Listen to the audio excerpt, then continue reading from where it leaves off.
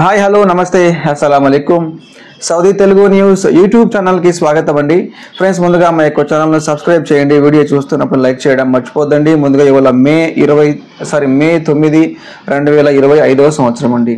So ఇవాళ update విషయానికి వస్తే చాలామంది పర్సనల్గా మెసేజ్ చేస్తూ ఉన్నారు, కాల్ చేస్తూ ఉన్నారు. అన్న, ఫ్లైట్ టికెట్ రేట్లు పెరుగుతాయా? ఎందుకంటే ఇండియా పాకిస్తాన్ మధ్య యుద్ధ వాతావరణం, ఆల్రెడీ యుద్ధం జరుగుతూ ఉంది. సో ఇలాంటి సిచ్యువేషన్లో ఫ్లైట్ టికెట్లు రేట్లు పెరుగుతాయంట కదా, ఎంతవరకు నిజం? అదేవిధంగా ఫ్లైట్లు క్యాన్సిల్ చేశారంట కదా, ఏ ఫ్లైట్లు వెళ్తున్నాయి, ఏ ఫ్లైట్లు వెళ్ళట్లేదు, ఎలా తెలుసుకోవాలి అని చెప్పి చాలామంది మెసేజ్ చేస్తూ ఉన్నారండి. సో ముఖ్యంగా ముందుగా ఫ్లైట్ రేట్లు పెరుగుతున్నాయా అంటే, సో నాకు తెలిసి కొన్ని సెక్టర్లో పెరుగుతున్నాయి, కొన్ని సెక్టర్లలో పెరగట్లేదు. ముఖ్యంగా ఎప్పుడైతే ఈ పాకిస్తాన్ వాడు వారి గగనతలం నుంచి, అంటే ఎయిర్ స్పేస్ నుంచి ఫ్లైట్లు వెళ్ళొద్దని చెప్పి ఆంక్షలు విధించారో, సో అక్కడి నుంచి ఆ రూట్లో వెళ్ళే ఎయిర్లైన్స్ సంబంధించి ఫ్లైట్ రేట్లు పెరిగే అవకాశం ఉంది. ముఖ్యంగా న్యూఢిల్లీ నుంచి పాకిస్తాన్ మీదుగా యూకే, యూఎస్ఏ ఇలాంటి దేశాలు వెళ్ళే వాళ్ళకి రేట్లు కొంచెం పెరిగే అవకాశం ఉంది. సో గల్ఫ్ దేశాలకు వెళ్ళే వాళ్ళకి ఎలాంటి సమస్య లేదు. ఎందుకంటే ముఖ్యంగా మన వాళ్ళు వెళ్ళేది హైదరాబాద్ నుంచి, ముంబై నుంచి, చెన్నై, బెంగళూరు ఇలాంటి సిటీస్ నుంచి వెళ్తారు కాబట్టి యాజ్ ఇట్ ఈస్గా ఎలా రేట్లు ఉన్నాయో అలానే ఉంటాయండి. సో దీని గురించి ఎలాంటి టెన్షన్ లేదు. నెక్స్ట్ తర్వాత ఫ్లైట్లు క్యాన్సిల్ చేశారా అంటే, ఎస్, నిన్న వచ్చిన అప్డేట్ ప్రకారం దాదాపు 400 ఫ్లైట్లు క్యాన్సిల్ చేశారు. 27 ఎయిర్పోర్ట్లు షట్ డౌన్ చేశారు. సో ముఖ్యంగా శ్రీనగర్, జమ్మూ, చండీగఢ్, అమృత్సర్ ఇలాంటి కొన్ని ఎయిర్పోర్ట్స్ ఉన్నాయి. నార్త్ ఇండియాకి సంబంధించి పాకిస్తాన్ బార్డర్లో ఉన్న ఎయిర్పోర్ట్స్ ఏవైతే ఉన్నాయో అవన్నీ కూడా షట్ డౌన్ చేశారు. ఎందుకంటే ఈ పాకిస్తాన్ ఉగ్రవాదులు ఎవరైతే ఉన్నారో వీళ్ళు ఎప్పుడు ఏ విధంగా దాడి చేస్తారో తెలియదు, దొంగనాయాలు. సో ఎప్పుడు ఎలా చేస్తారో తెలియదు కాబట్టి సో ముందు జాగ్రత్త చర్యగా కొన్ని ఎయిర్పోర్ట్లు షట్ డౌన్ చేశారు. బట్ కాకపోతే సౌత్ ఇండియాకి సంబంధించి మన హైదరాబాద్ కానివ్వండి, ముంబై, ఈవెన్ న్యూఢిల్లీ, తర్వాత బెంగళూరు, చెన్నై ఇవన్నీ కూడా ఎయిర్పోర్ట్లు అన్ని ఫ్లైట్లు వెళ్తున్నాయి, వస్తున్నాయి. బట్ కాకపోతే ఎయిర్పోర్ట్కి వెళ్ళే వాళ్ళు కొంచెం ముందుగా వెళ్ళండి. ట్రాఫిక్ ఎక్కువ ఉంది. ట్రాఫిక్ అంటే మనం బస్సులో వెళ్ళే ట్రాఫిక్ కదండి, ఎయిర్ ట్రాఫిక్. ఎందుకంటే పాకిస్తాన్ ఎప్పుడైతే ఎయిర్ స్పేస్ క్లోజ్ చేసిందో పాకిస్తాన్ పైన ఫ్లైట్లు వెళ్ళట్లేదు. ఈవెన్ ఇటు జమ్మూ కాశ్మీర్, అమృత్సర్ ఇలాంటి ఏరియాస్ పైన ఫ్లైట్లు వెళ్ళట్లేదు, మొత్తం ఒక సైడ్గా వెళ్తున్నాయి. సో దీనివల్ల ఫ్లైట్ ట్రాఫిక్ వల్ల ఎయిర్పోర్ట్కు వచ్చే ఫ్లైట్లు కానీ వెళ్ళే ఫ్లైట్లు కానీ చాలా డిలే అవుతున్నాయి కొన్ని సందర్భాల్లో.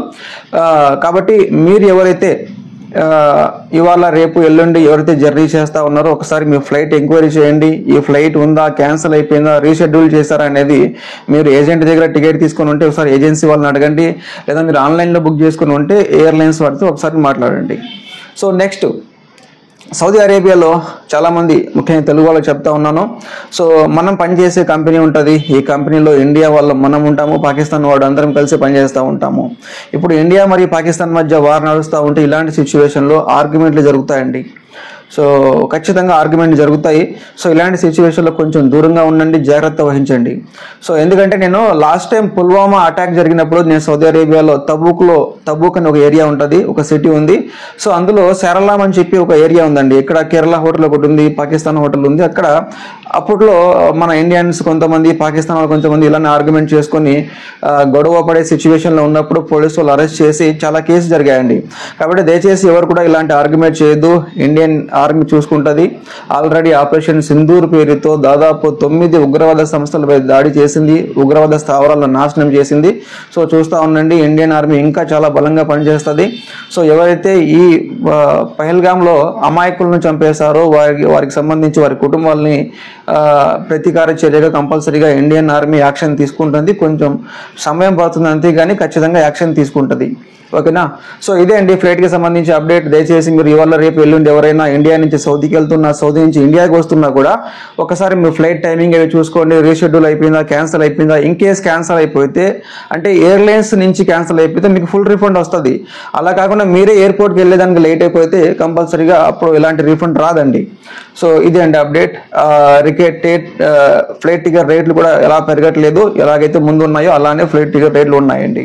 ఓకే, సో ఇదే అండి ఇవాళ సౌదీ అరేబియాకి సంబంధించి చిన్న అప్డేట్. నేను మళ్ళీ కలుస్తాను. Thank you so much.